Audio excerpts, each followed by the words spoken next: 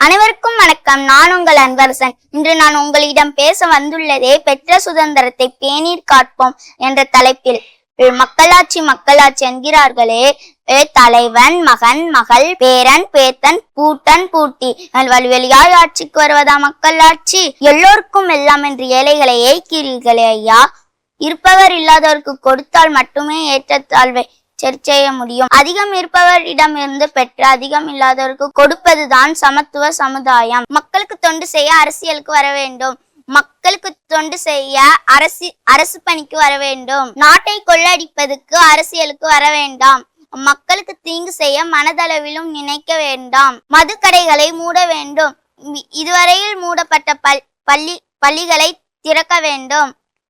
மண் மணல் மலை மரம் போன்ற இயற்கை வளங்களை கொள்ளையடிக்க கூடாது. அதை நிறுத்துங்கள். கொள்ளையடிப்பதை நிறுத்துங்கள். அனைவருக்கும் சுதந்திர தின நல்வாழ்த்து.